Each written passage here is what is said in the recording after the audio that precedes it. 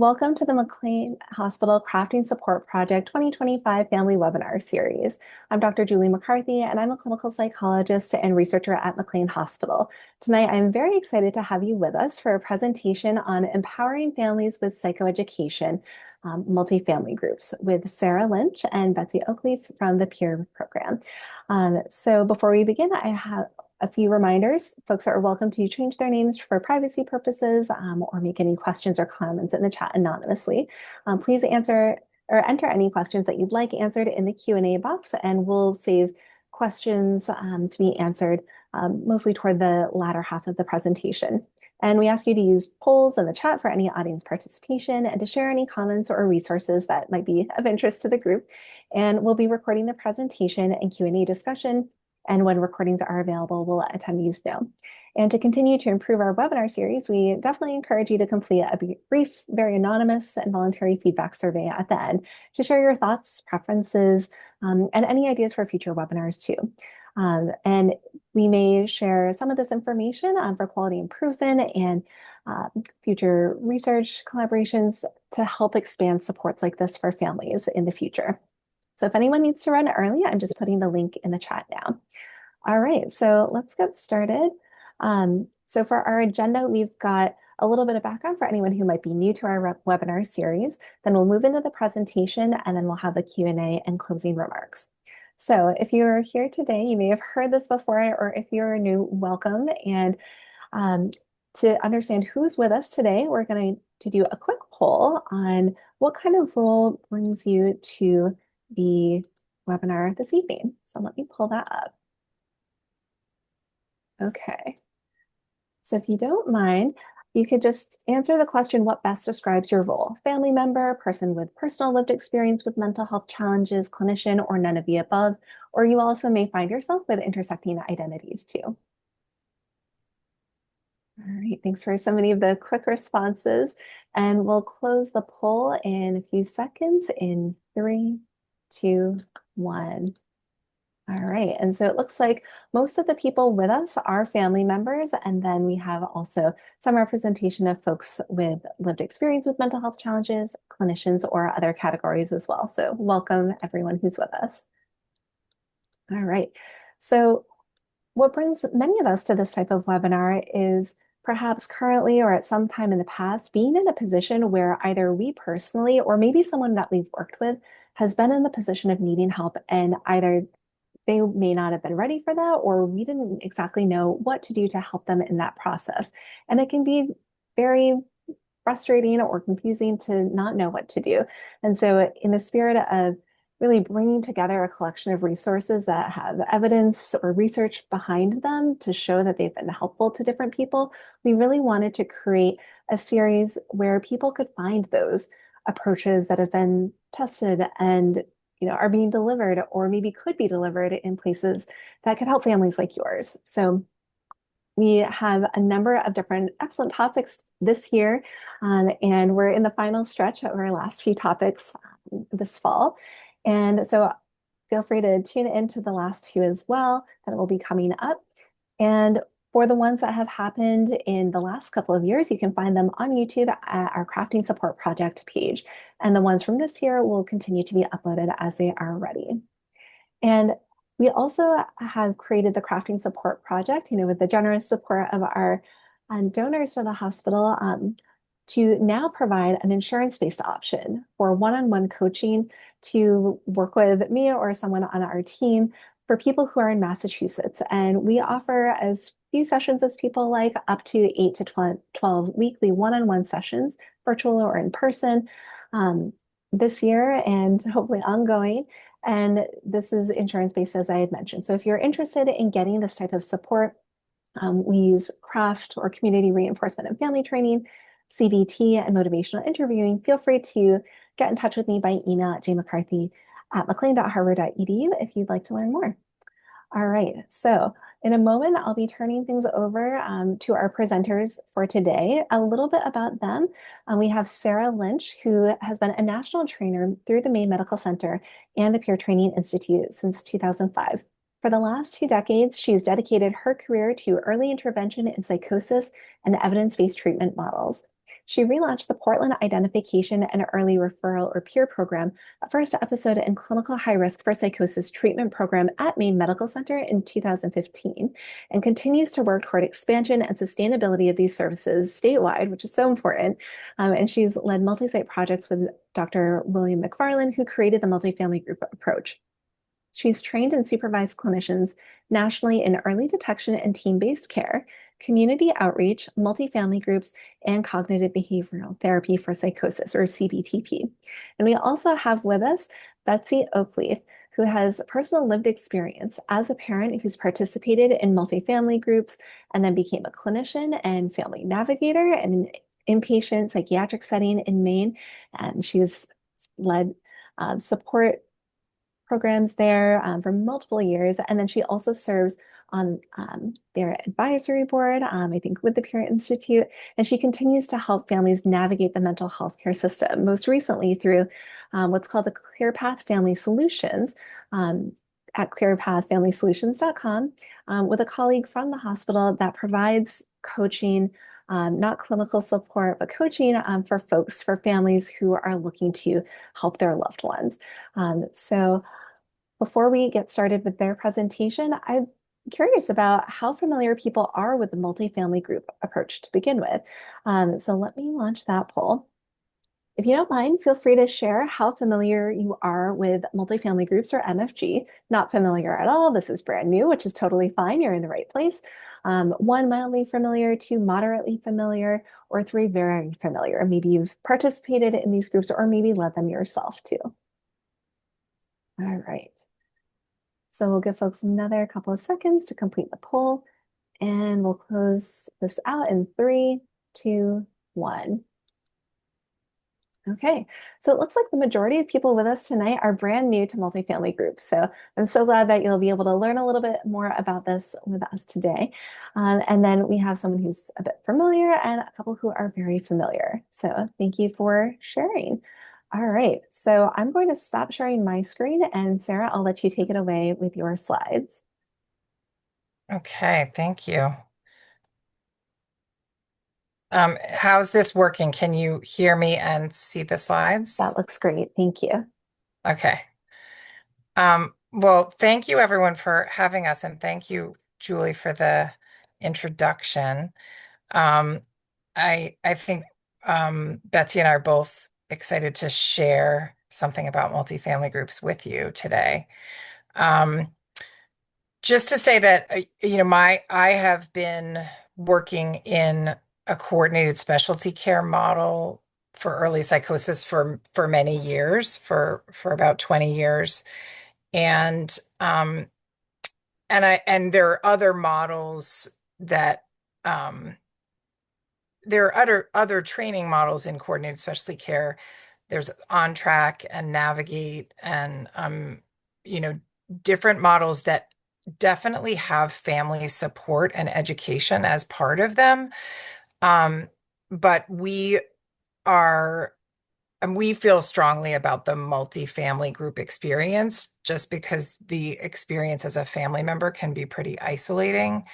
And we find that the offering, I mean, the multifamily group model has an education component, but the group is really a powerful space where people make connections and kind of move through recovery together.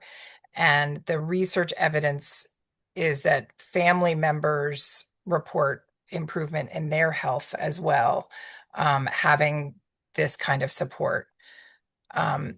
So I think I've done a lot of training in multifamily groups, and I think some sites struggle with groups because people generally don't want to do groups. They'll say no, thank you. And I think also young adults who are, our age range is 14 to 35, but we have a lot of over 18s in our program. And if you asked someone, would you like to participate in a multifamily group with your family? Most people will say no, thank you. So I think, we I wanted to start with kind of strategies for family engagement because I think the way we present this is extremely important, and the multifamily group model is different from a process group. It's a very structured group. It's a very safe space that we create. It's very intentional.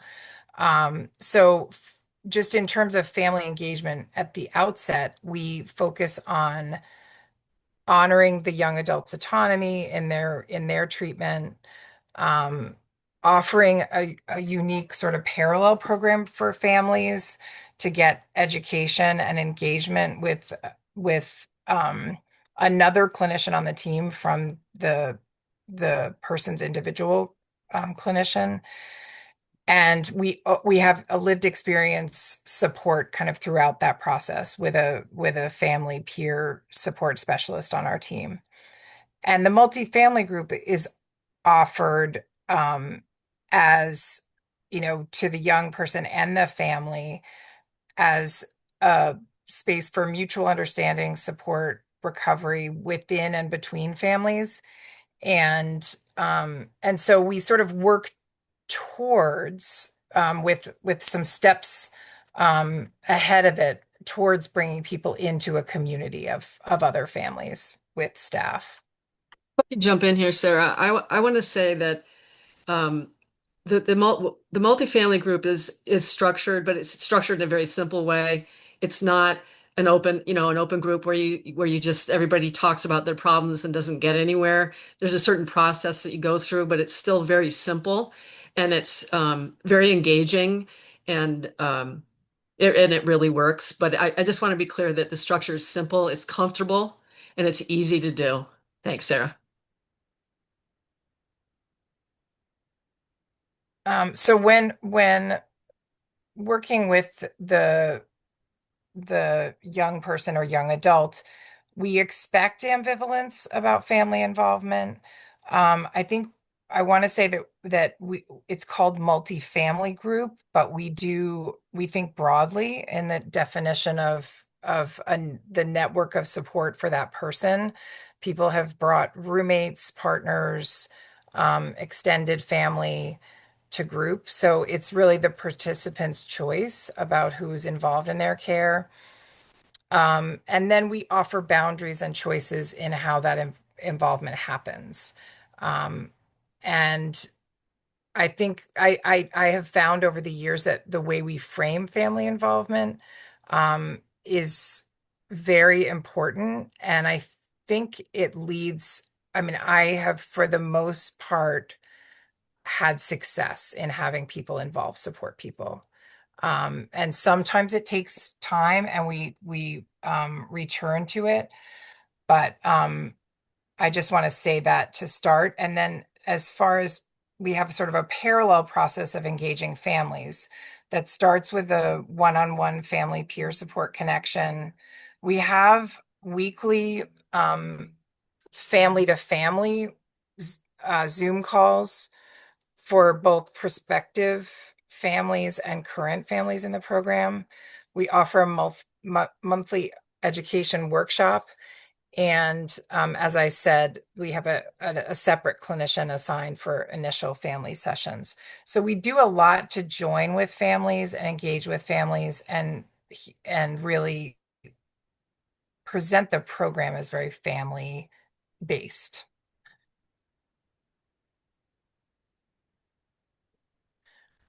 I think what's unique about the multifamily group is that it's the participant and their supports together. I think a lot of programs have, I mean, NAMI does a terrific job with the family to family program. Um, and this is a little different in that it's really about like increasing kind of connectedness within one's family, better understanding each other and, perspective taking, and also educating about the role of stress. And, um, ultimately, I think that families with other families sometimes have a better chance at kind of learning from other families' experience than in a single family session.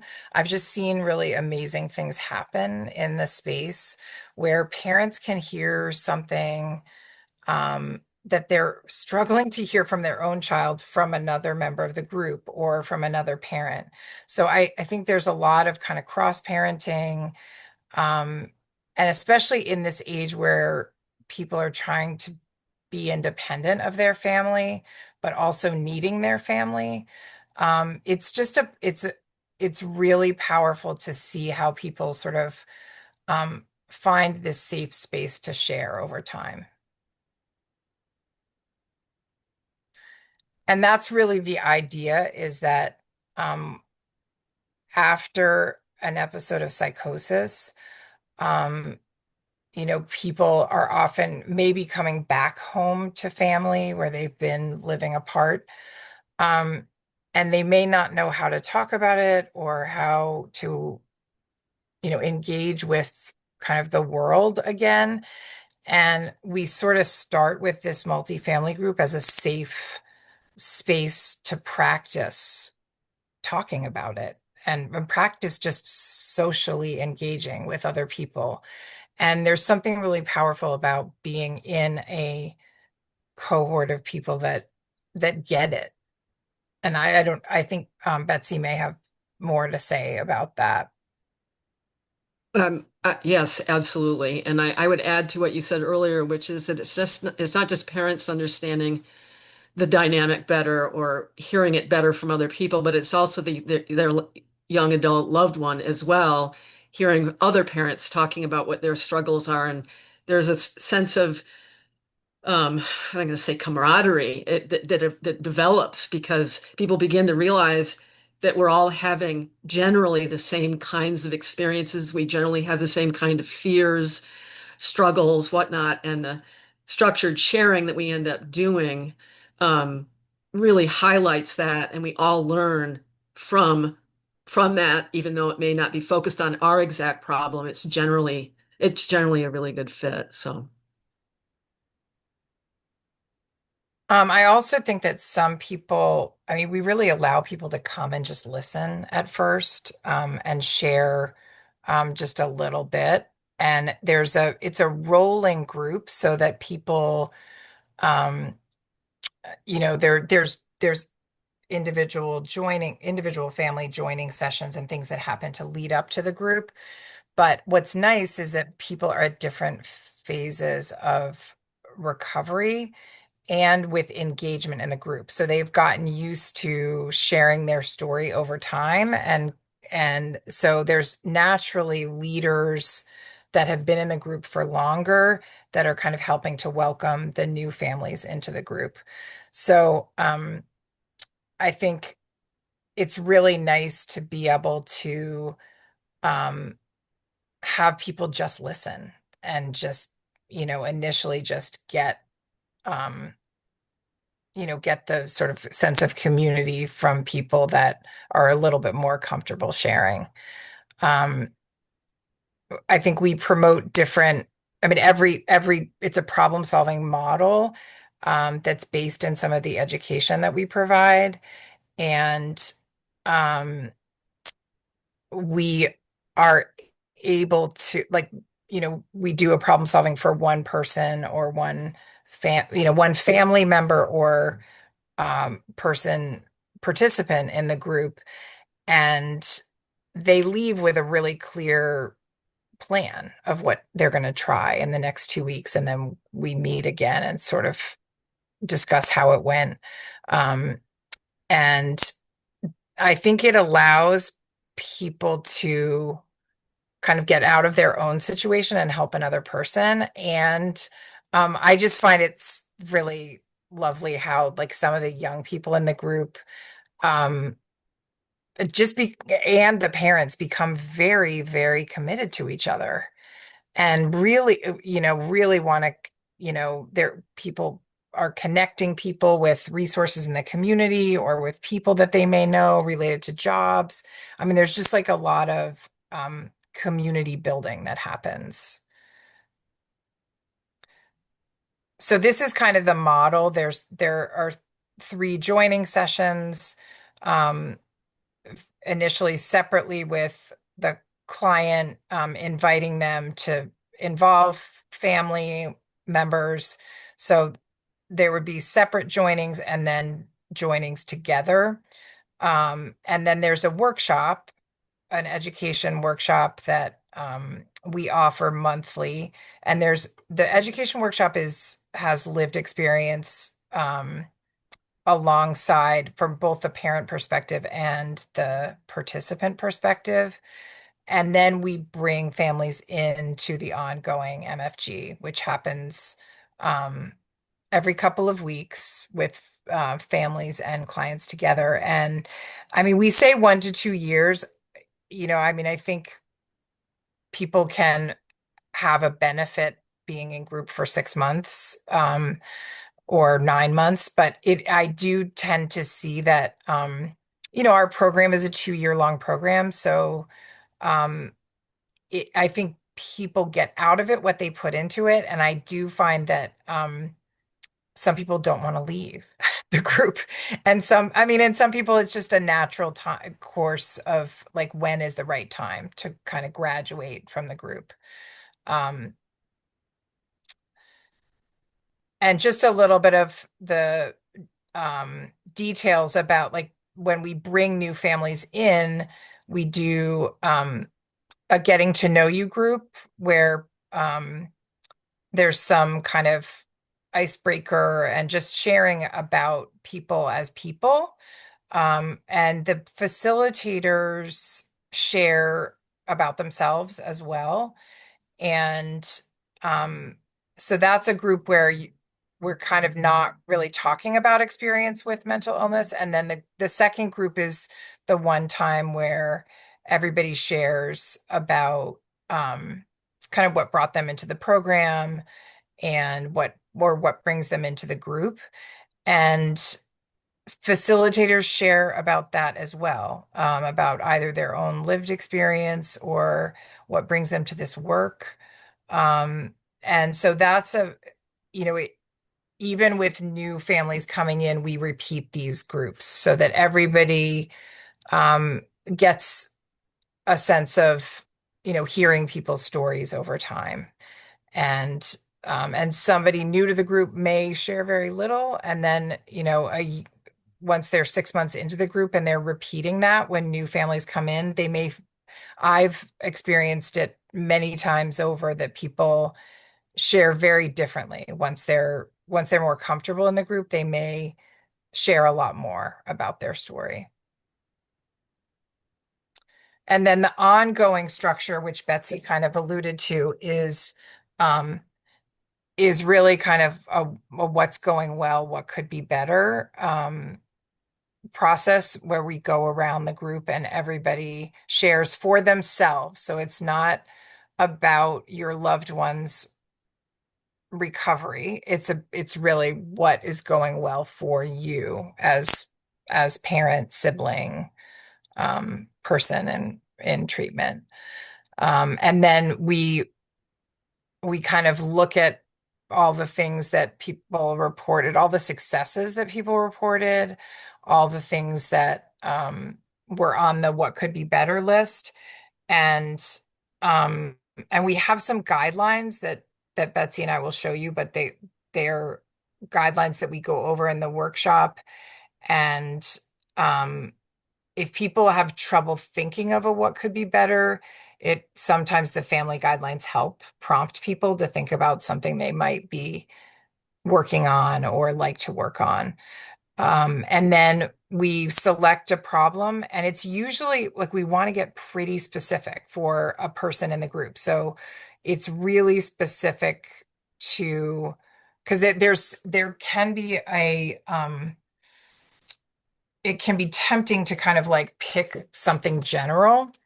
And what we find is that the more that we hone in with somebody and really understand um, where they're trying to go and what they're trying to achieve, the group really comes around them and starts asking questions and better understanding it. and trying to really offer solutions that are really specific to that person. So it might be about, you know,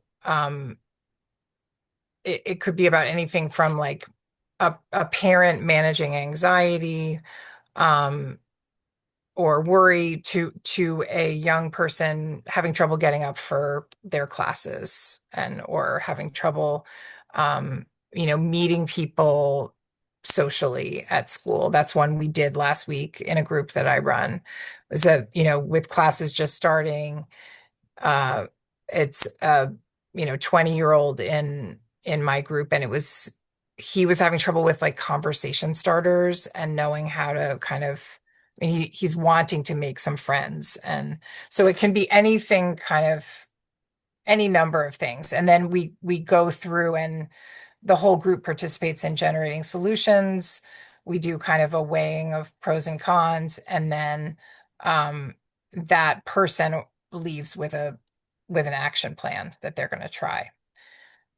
And we do this in single family format as well. So I'm just offering this example where we would do this same process with a family in session, especially as we may start in single family way and then move a family into multifamily groups so they really understand the process.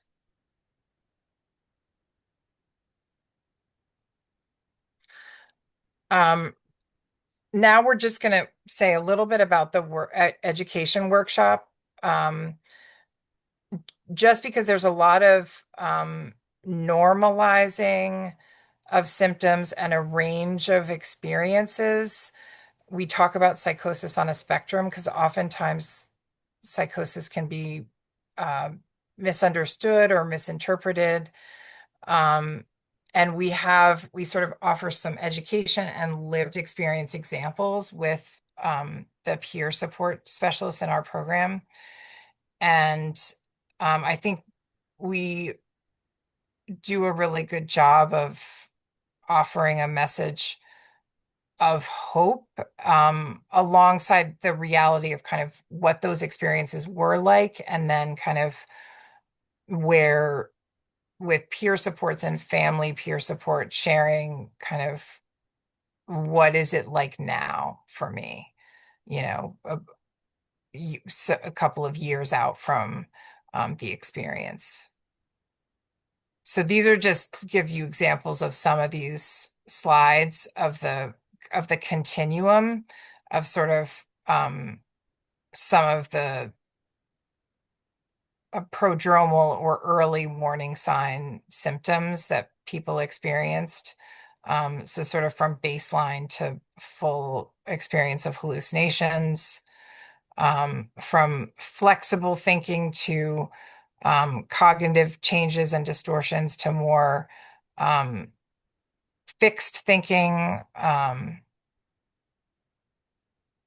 then changes in mental organization from baseline executive functioning to kind of early warning signs to more overt jumbled thoughts and confusion. And these are just this is not the whole workshop. I'm just showing you kind of the idea of um, the feel of how we present the information. Um, we talk about the stress vulnerability model, and kind of the overload of stress that can be any number of combination of things, and sometimes it's positive stress. But there tends to be a link between stress and psychosis onset. And then we talk about kind of a holistic approach to self-care and resiliency. Um,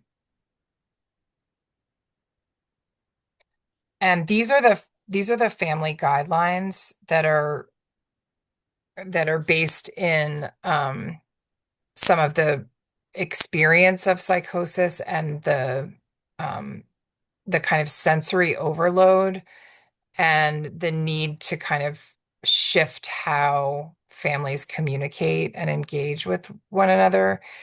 And we go over these guidelines in the workshop, and we keep them pretty present in the group. Um,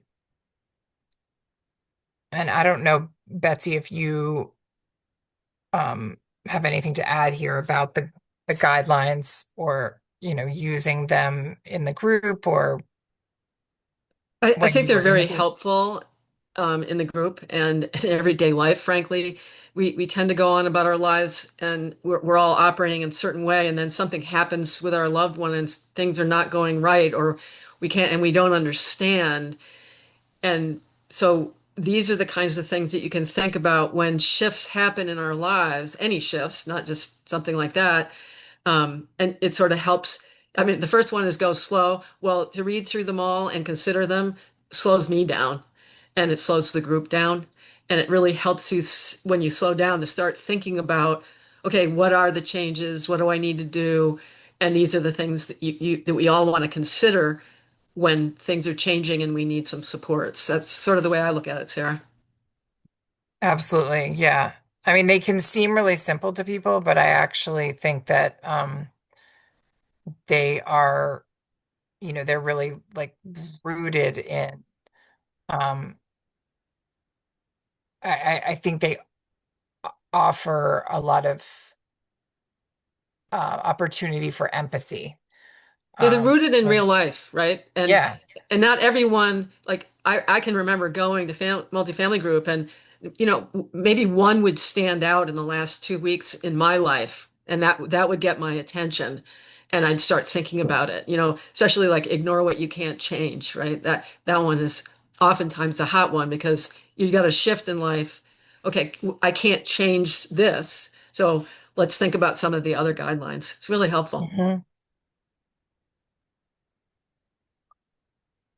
This is just this is a slide that shows a couple of people at different phases of that participated in our program, and a peer support specialist in the middle. Um, and the person on the right is like 10 years out from the program. But I think, uh, sharing one's story um, is an important part of multifamily group, the sort of the safe space to share your story and to make sense of your experience, and have this cohort of people that you do that alongside. That what we find is that people want to stay involved and come back and be. I mean, we have a speakers bureau and a advisory group for young people in the program and parents. But it's really, honestly, I'm just amazed at how many of the young people in the program, because of the impact of how they're sharing, helped other people feel safe in the group. They want to do it more. I mean, they want to do it. They want to go back to like their high school, and or they come back and share with families coming into our program. So I just want to just highlight that there's kind of a feedback loop from the participation in the program, and in the community of the program, that leads people to um, kind of participate beyond the program in which then sort of like is a feedback loop to stigma reduction, and um, public and professional education. Um, and so I think that's pretty exciting, because it feels like so social change, you know, Well, I is think, is happening. sorry. Go What ahead. I think is amazing is multifamily group helps every individual that participates make a profound connection with themselves in terms of what is going on in their lives. And they want to share that sense of profound connection. whether they're connecting with the fact that they have some sort of illness that they're dealing with, or they have a loved one that's dealing with some sort of mental illness, or whatever it is. It's very profound and deep. And it's a real connection that people make, and it's so important in recovery. So um,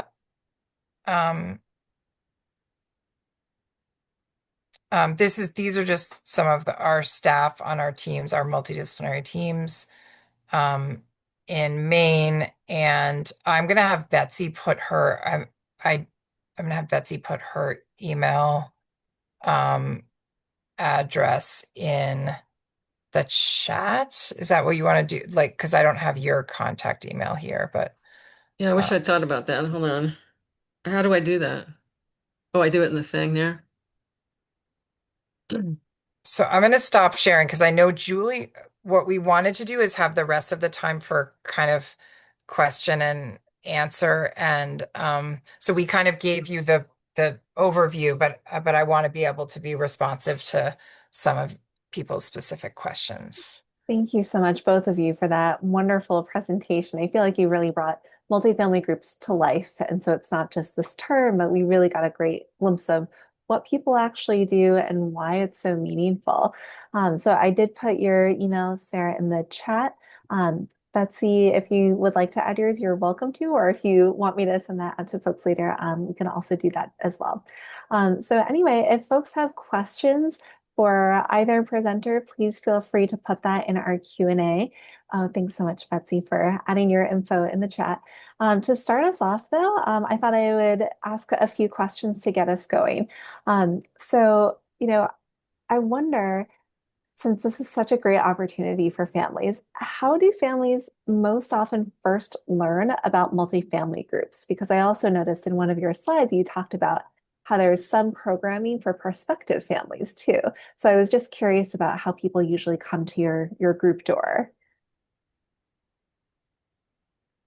Well, we do, we some of our peer PEER groups The other are peers. for people whether or not they land in our program. Mm, So mhm, mhm, that when I talked about the kind of the parallel process for the young people and the parents, we do have like some peer support and family peer support opportunities that happen, um, that can happen for people before they actually come in for an intake to the mhm, program. mhm, So that is one way that people might learn about, um, multifamily group as a component of the program. sure. Um, and I, I mean, I think there, there are other, there are other, like we, I do training with other early psychosis or coordinated specialty care sites around the country. Mhm, And a lot of programs have multifamily group as part of that. And like in Massachusetts, I'm doing a training in October, which we've done annually with the early psychosis programs. So if people are involved in an early psychosis program, they may hear about, an offering of multifamily group. mhm. But it's not just for early psychosis. I mean, there are other multifamily groups. That just happens to be like my world Of of, course. um, so. Yeah, thank you. And that's actually how I ended up getting training myself, doing one of those coordinated specialty care trainings on multifamily groups. And so, for full disclosure, McLean does certainly have a working relationship or has with the PIER Institute. So, we have a question or a couple of questions in the chat. So, one, how many people are in a group? And I imagine this changes, but do you have a sense on average, what that looks like, or maybe what the range might look like? It's usually like 5 to 8 families Hmm. about. Mhm, mhm. Um, and yeah, I mean, you want to have in an hour and a half group, you want to be able to really go around the room and do like Sure. a check-in with everybody in the room Mm-hmm. and have time to really, delve into a problem for one person. I think it can, you don't want it to get too many more families than 8 because that Mm, it might, you might just have difficulty with time and I uh, gotcha.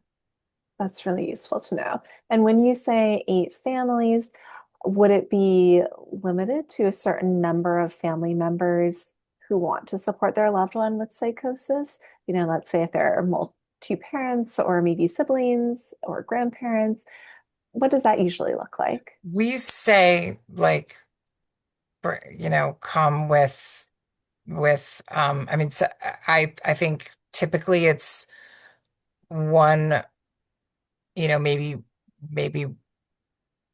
I have in a group that I run, I have 4 people that come in a family. It's a Mm, sibling hmm. and 2 parents. And then I have a young adult that comes actually on her own right now, Mm, hmm. and is sort of thinking about involving a Oh, sibling, yeah. Hmm. but is initially coming alone to check it out.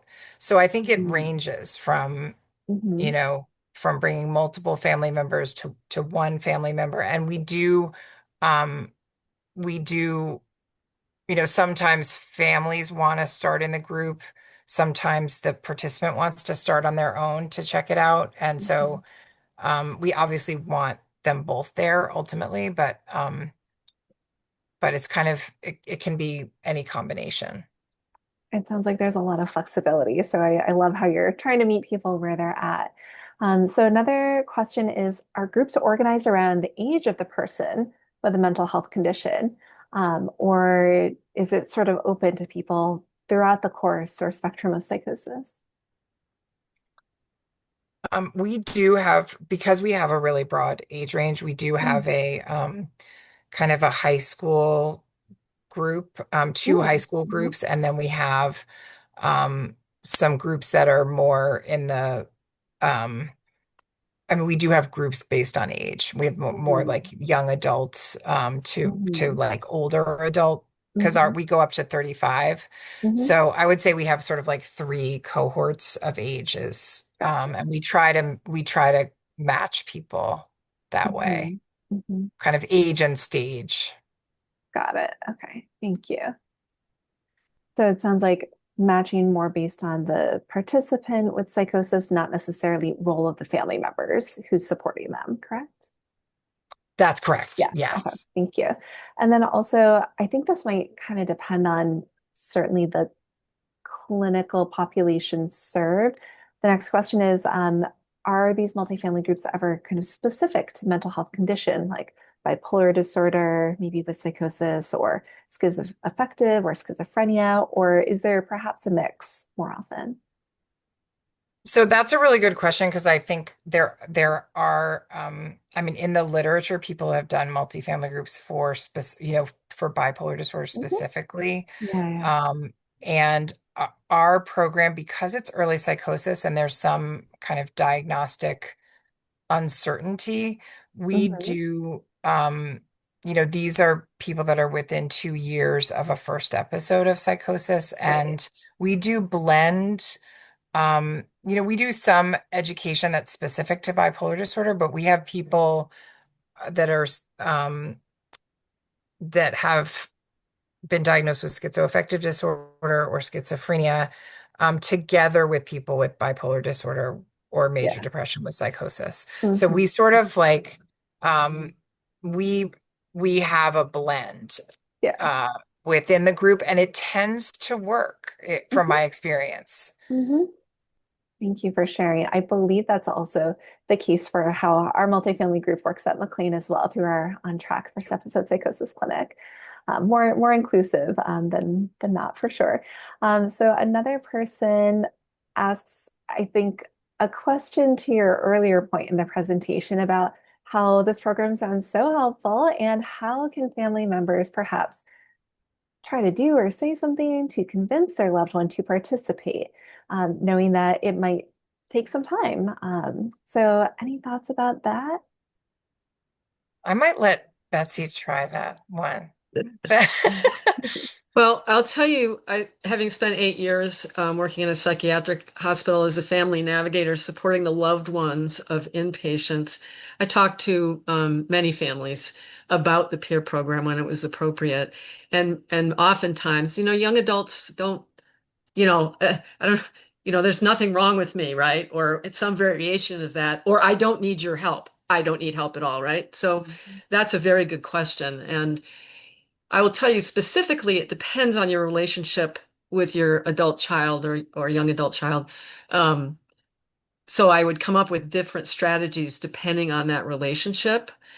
I think that sometimes when I get a call from a family and their loved one is like, "No way, I'm not doing this," I would encourage them to talk to their loved one about, "I'm bugging you as the parent, let's say, or older adult relationship, whatever that is. I'm bugging you, right? This is a way, probably the only one out there, at least here, where we are actively involved as families so that we can learn and actually be a better help to you. So if you would engage in this program, it would help us help you, and there'll be people supporting you with our help. So we're not just at you all the time because, that's what we do as parents with our young adult loved ones. Like, are you okay? Are you okay? You don't want me to keep doing that. That's what I say to the parent. You don't want me to keep asking you if you're okay. This program, give it a try. It could really help us. Mhm. That's sort of the most obvious example. Do you have any other ones, Sarah? You must. That's I mean, I think one of the reasons that we offered I mean, it's fantastic to have a family peer as part of the program, but one of the things that helped was to just have people be able to come into a space with other family members where their loved one was ambivalent about about treatment, about coming into treatment, because it was helpful to talk about strategies, like about kind of Mhm. motivational interviewing strategies and think, um, and being able to give family members some of that support so Mhm. that they could try different things and give that support in an ongoing way, Mhm. because sometimes it takes time. Mhm. Um, Definitely. and I think that the approach of, um, knowing that you have kind of other people that have lived it and been there and giving you ideas, in my experience, family members just would have said to me like it one dad just after that group said to me like it was cathartic. It was Mm. cathartic. Mhm. Like, and I've been, it was like he was like, I just feel more relaxed because I'm like, Mm. okay, this Mhm. takes time and like I'm wanting things to happen so fast. Yeah. So I mean, I just find that like having a more proactive way of supporting families at the very start, Mhm. like that is very stressful to have your loved one like rejecting treatment that you think might be helpful. Sure. And if we can sort of keep the line of communication open and offer some ideas. I mean, we're a pretty proactive program in how we Mhm. meet the participants, but I think that in my experience, like that just it can take some time. And I've found that if you do things that way, opportunities come around again. Like Yeah. that's my experience is that like referrals might not land the first time, but like we can be in touch with people and sometimes it comes back around Mhm. and somebody might be more open. just Right. to simplify it. I'm going to say that the amazing thing about the peer program is they're not like, you got this appointment, come to the appointment. You don't come to the appointment, we're done. That's not how it works at all. That's what Mhm. Sarah's saying. And I just wanted to Mhm. sort of reiterate that they do get that it takes time and they will work with families and they will Yeah. strategize and try to figure it out. That's huge for sure. So clearly, both of you have an incredible amount of experience doing this, supporting families. What do you feel like has been some of the most rewarding parts about working with families with this approach? Seeing the successes to me, Yeah. I mean, that's everything. Watching people that are really struggling they have no idea, real understanding of what's going on. You need help. Mhm. And the peer program gives you this wraparound help. You're not going to a psychiatrist here and a therapist over there, an occupational therapist here, maybe a guidance counselor at school. No, you got all of the people right there. They all Mhm. understand what's happening and they're Mhm. all working with you together. I mean, it builds an incredible foundation that's amazing. Mhm. Thank you so much. And I think Yeah. that speaks to your slide there at the end about how this ripple effect really extends beyond people's time in the program sometimes too. What were you going to say, Sarah? Oh, I was just going to say, like, one of the things that I think is really amazing having been part of groups over so much time is like sometimes, it's the evening and I'm like, oh, I don't really feel like running a group tonight. But I always, as a co-facilitator, I always leave like with this like like warmth because Mhm. people I, what we're doing is like helping people to see the like small steps Yes. and to focus on them.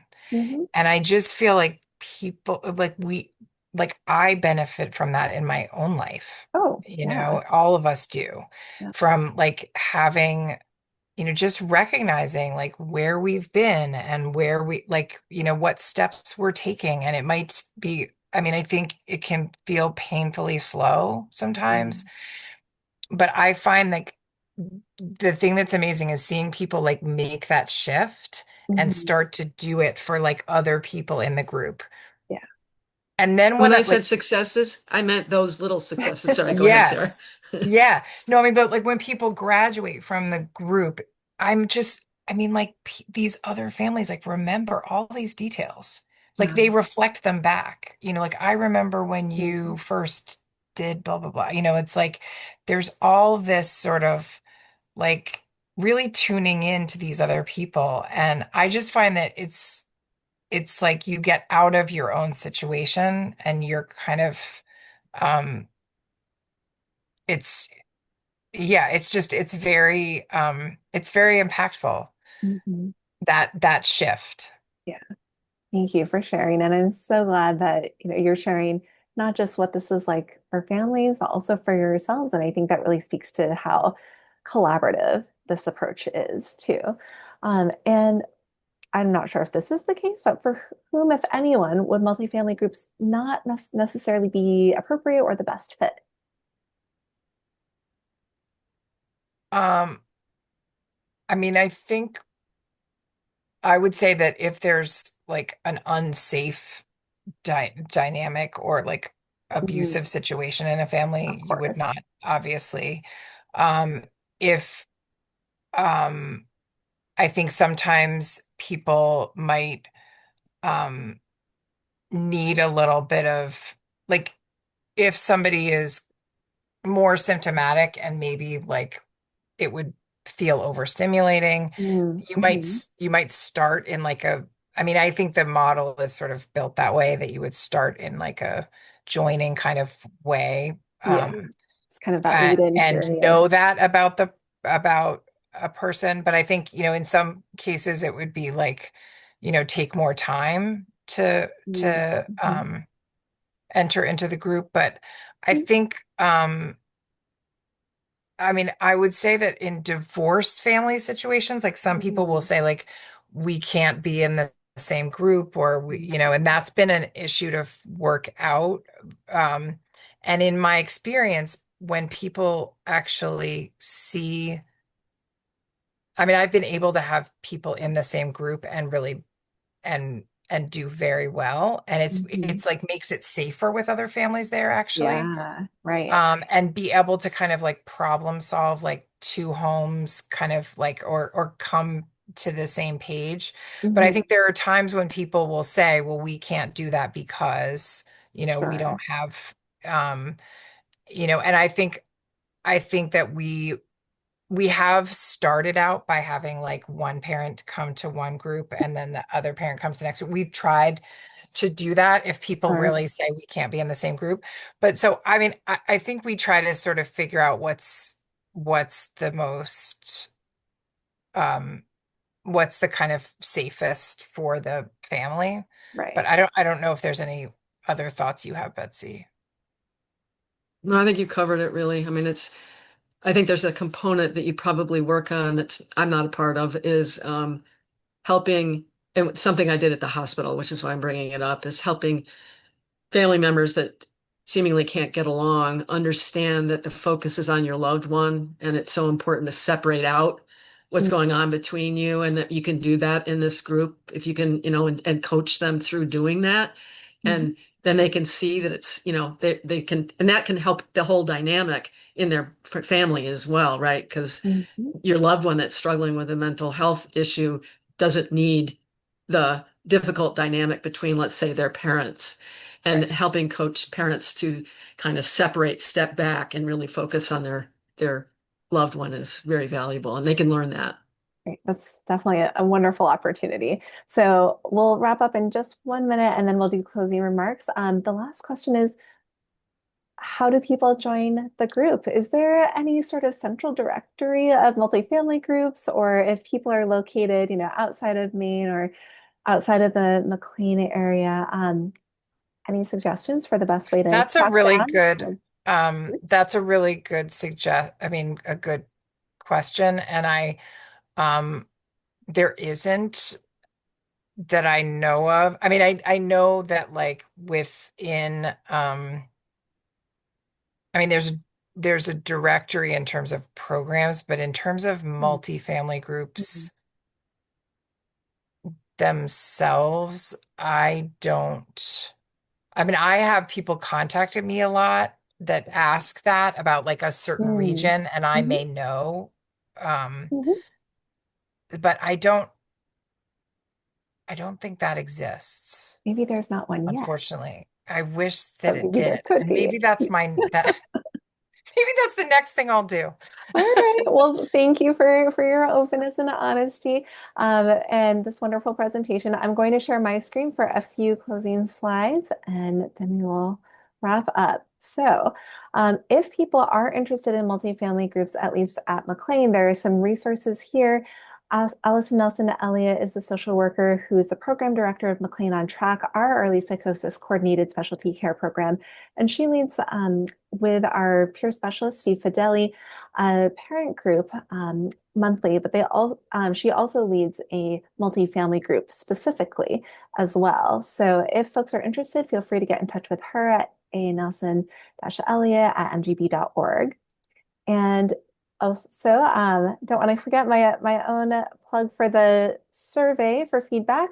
So if you're interested and think multifamily groups are a cool idea and you want to learn more about these types of resources or supports that could be of interest to you or your family, please feel free to take a minute right now. Click on the link in the chat if you want to share what you liked, what you'd want to learn more about, so that we can make sure that these stay as relevant as possible for all of you.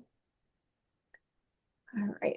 I just one more thing, Mhm. Julie, Yeah, is go that for it. the the third Thursday of the month, Hmm.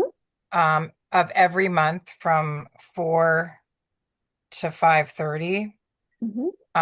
is our family workshop Oh, yeah. on Zoom, Is that and it's open? open to anybody. Wow. Thank you for Um, sharing that. so I just shared that Zoom link for the workshop. Oh, So wonderful. the third Thursday of the month, 4 to 5:30, anybody can pop on to that. And there's we have lived experience represented. And I mean, it's psychosis focused, it's psychosis Sure. education. Mhm. But that I just want to put that out there. Thank you. Is this okay for us to share in other resource lists as well going forward? Sure, yeah, Okay, great. Thank you. absolutely. This will be such a helpful place to start, especially if folks are in a setting where there may not be a multifamily group quite yet. All right. Well, I want to thank everyone who made this webinar possible and the philanthropy support that made this possible. And our next webinar, if you're interested in continuing these types of conversations, it will be next month, October 9th, Thursday, 5 to 6 p.m. Eastern Time. on tools to enhance the family member experience in psychosis care with a wonderful psychologist, Aladani Aliwai from Washington State University. And if folks have questions for me, feel free to get in touch. And thank you so much. And big thanks again to both you, Sarah and Betsy. Thank you for sharing all of your wisdom with us.